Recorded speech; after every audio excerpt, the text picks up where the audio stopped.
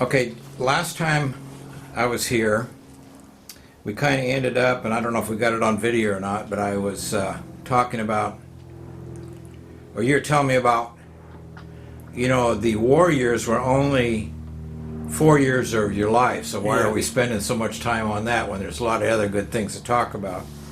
And I was thinking about that on the way home, and I guess it's because the World War II was a very important part of history. Absolutely. And the timeline of all the things that make the timeline bumps up and down, that's one like this, Exactly. And everything else is down here. So it's a tremendous thing. So to talk to a person who lived through that is it's interesting because you don't really have those opportunities very much. No. And so There won't be any more like that for me. Yeah. Or for many of those people. No, that was the prop planes are gone. The whole thing was just a one-time deal that was a huge event in history. And so I don't want to really push you on that, but there is one more thing, and then I want to have you tell me about, and then we'll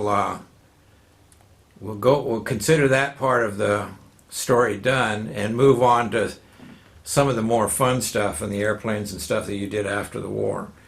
But the one thing we didn't get last time, we were starting to talk about it, was the when you got shot down, when you what was the circumstances, and what was that experience like? How did it actually take place? Did a submarine just all of a sudden appear next to you, or what happened? And how long did you stay on the sub or the airplane, and that kind of stuff? If you could tell me about that, I think that will pretty much wrap up the war years. Well, I'll think about it. There were 2 times, of course, and the first time I went into the Sea of Japan on the west side of Japan, and was picked up by a PBY. And the second time went into the Pacific side of Japan, the east side, and was picked up by a submarine. And both times I didn't have any idea that either the airplane or the sub were there, but I knew generally that they could be or ought to be. We knew the rescue plan for everybody. I don't know how many, I wish I knew how many people were rescued out of the water by those 2 systems. They were both part of the same system, I guess you'd say. The rescue system covered the whole, all the water everywhere around Japan. And I don't know, but my reading tells me that there were been hundreds, maybe thousands of people picked up by that system. Mm-hmm. So it was a good system. Well, it had to be a lot because they put it in force. It took a lot of subs and a lot of airplanes to cover all that area, so that somebody thought it was a pretty important thing. So they must have rescued a lot of people. So I was, in a sense, I was just in the water hoping and was surprised when both of them, each one showed up, and very thankful at the moment. I guess your hope tells you that something's going to happen good all the time, so you look forward to it, and then when it happens, that's great. But it was pretty traumatic because you're in the water and you're not sure.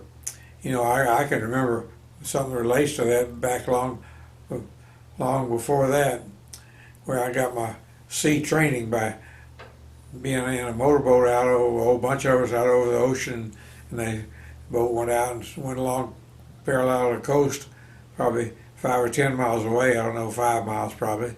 Seemed like a long way. And then everybody just jump out. The boat would go along, one here and one there, and they'd put a whole string out like this.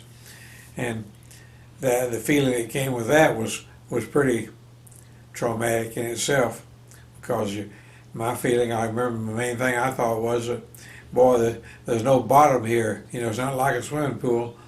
There's that bottom is way out of reach down there, and it can be an awful lot of animals between me and the bottom.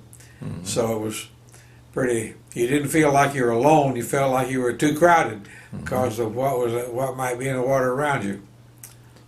So, with the ground fire, was it Do you think it was small arms fire, or do you know what kind of ground fire it was? And what did it do to your plane that made you have to ditch? And then, oh, the other thing I was going to ask you is that you actually ditched both of them. That must have been an interesting thing. Did the plane sink real fast? Did it bounce all over, or what happened? The general information was that the airplane might sink in 20 seconds, and it might last a minute, depending on how you hit and how much water was forced into the airplane as it landed. Yeah. But I think, as far as I can recall, my plane didn't last that long. It seemed like instantaneous. It hit the water and I got out. Yeah. You don't want to stay in the plane, because when the plane goes down, it creates a suction, and the water comes around the side and comes over and down on you like that as you go down, Right. and you can't. The force keeps you in the cockpit. I never experienced it, but I heard that if you ever get below the water sinking, it's very difficult, if not impossible, to get out of the airplane. So you had to get out right away. So that's what I did. I got out right away, but I felt like the overall description would be I made a good landing. I was fortunate in that the sea condition was very mild, pleasant, or normal, I guess I'm looking at the right word, Yeah. smooth, and it was not difficult at all to land, and the landing technique we taught was to not get too slow, but try to get on the water while you what you call half slow. If you hit real fast, the nose will dig into the water and it'll tip the airplane this way and it'll sink quicker, straight down.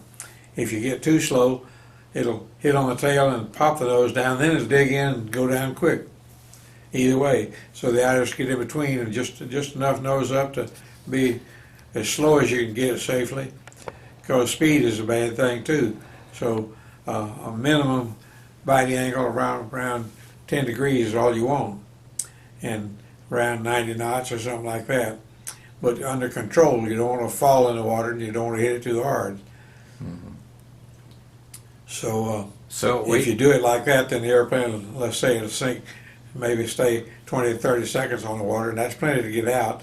Before you land, you turn loose yourself in the airplane. You disconnect your headset and the oxygen mask and seatbelt and everything. Oh, you come down with the seatbelt out, huh? Oh, yeah.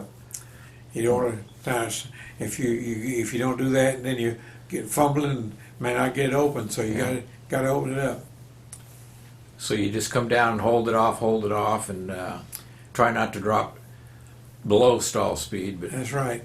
And the difficulty in doing that I can think, probably this is probably just memory of thinking about this, not what I really thought at the moment, but the dangers in leveling off too high. When you get close enough at altitude, you get down close to water, everything all of a sudden closes up on you from below. It seems like you're way too close. You shouldn't be there. So it's very easy to feel like you're too high. So you had to really look close and focus on the little wave motions that you can see and try to guess really close how close you are. Otherwise, you get that tail down and plop in. You don't want to do that. So do you know what will cause you to, your engine obviously stopped both times, right? What was the cause? Well, I think in the first case, I think the engine starved of oil. Probably the ground fire broke oil feed to the engine. It either hit the oil tank and it drained away, or the oil line close to the engine somewhere. I don't know, but it started black smoke coming out of the engine under the cowling, and the engine quit very shortly after that. I don't really know how long. I would say probably the event happened pretty far back here by the time I covered a couple of minutes out to sea is by the time the engine quit. So it wasn't very long. What were you doing at the time that you got hit? We were doing airfield strafing and attack, looking for the revetments like we talked about, and making passes across the airfield. And I think on both cases we were planning to make everybody to make 2 runs, down, back, and out and around and back. And they figured by the time you went by twice, the ground fire had begun to get your aim, get their aim on you, good, get you captured in their sight, so to speak, would be more dangerous after that. And of course, I told you, I think I mentioned that we didn't go down, we weren't supposed to go down to but to 2,500 foot minimum over ground, because they decided everybody that got shot down pretty much would be below that. So if you stayed above that, you had a pretty fair chance of not getting hit. And I'm sure, in retrospect, that before that time in the war, and before they developed that 2,500 feet, they didn't brief people like that, and probably a lot more dangerous. So although it was a saving grace, you might say, from my period, it was, in a sense, it's one thought about it is that you learn all through the war about things, and at the end of the war, things should be better controlled and safer. But on the other hand, the enemy is learning all the time too, and knowing more about when to expect you, and being familiar with the airplane, how fast it goes, and how to aim, how much lead to put on it, and that sort of thing. So I'm not sure there's any advantage either way. It's just a matter of what you have to take the luck you get, I guess.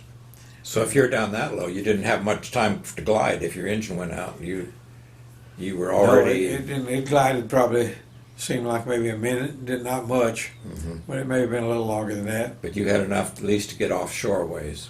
Oh yeah, I was out. When I was in the water, I was out, in the first case in Sea Japan, I was out 5 miles probably from the shore, which didn't seem like very far.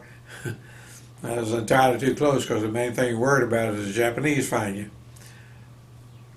So you went down and you ditched using the recommended procedure and got out of there as quick as you could, and you had I assume you had a life raft?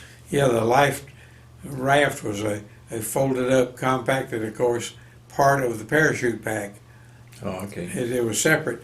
Your parachute was kind of rounded on the bottom and flat on the top, and the life raft was folded up in a flat package that was, I can't be sure, but seemed like it was maybe 4 inches thick and rectangular, and it sat on top of the parachute, had holes in the middle of it for the parachute straps to come up. They come through your legs, so the parachute straps pulled up through that.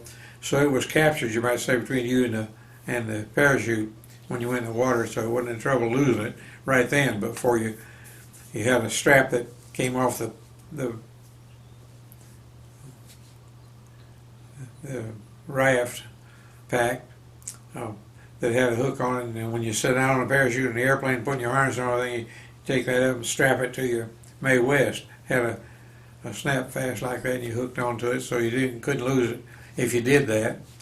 I guess some of the stories in the early part of the war where people didn't have their raft or lost it or something, they just didn't bother to do that.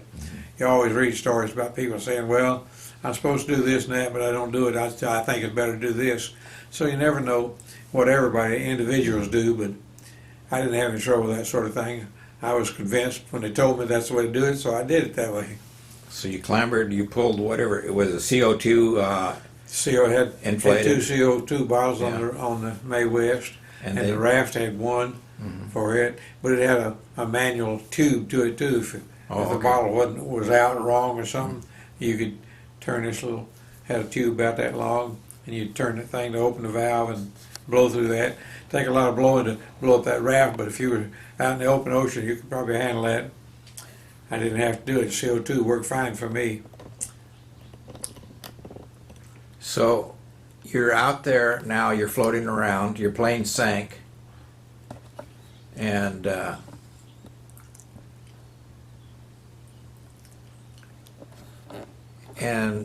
you've had you radio communicated with anybody? No. Had your squadron people, your squadron mates seen you go down? I'm sure, because somebody told the PBY system that I was there. Okay, so somebody informed them, but it wasn't you. I have to assume after they got back to the ship, because you weren't supposed to do any radio work. And as you go into the target, you want to let them know you're there. And after you leave the target, you don't want them following you. So don't talk much on the radio going and coming. So I assume after they landed on board the ship, and they all had to debrief, as they say, and talk about what they saw and so forth to get all the facts straight. I'm sure everybody that saw any airplane go down would say where, if they knew who it was Yeah. and where it went down. Were you still Malcolm's wing? Say that again. Were you still flying off Malcolm's wing at that time? Yes, I So was he would in have noticed position, you were yeah, gone. but He would have noticed you were gone and probably Yeah. noted where you went down. sooner or later, once you started, if the airport's down here, and there's a whole bunch of airplanes come up here, and the leader, Malcolm, would get the position he wanted to start the attack, distance and angle from the target, once he located everything. With a four-plane formation here, and more airplanes out here, you know, the leader's going to first going to signal for echelon to get everybody to get on this side, so you can't run into them going this way, and then peel off and head toward the target.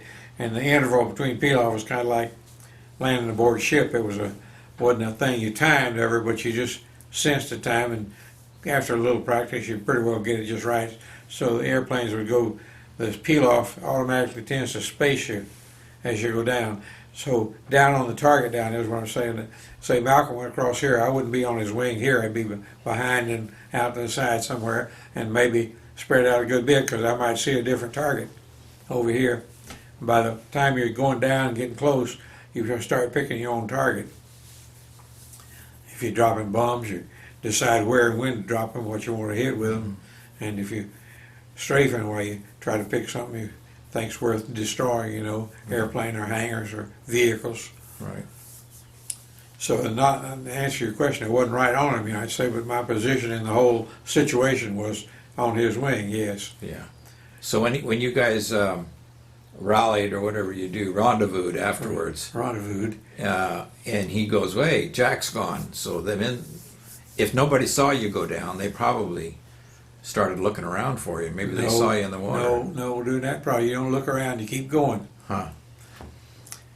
No, you don't waste your time. When you go across that target, you jink, which means assuming as soon as they're going to be shooting at you, you want to keep a turning path. You never want to go straight for more than a few seconds, and you try to vary the time, a few seconds this way, a little more that way, and turn and turn and turn. And as soon as you get far enough so they can't hit you anymore, then you start turning toward the rendezvous point, which has already been decided for the whole bunch before you left the ship. You know what you're going to do there. They've been briefed on that. So everybody would join up and head back to the ship very efficiently or expeditiously, that is.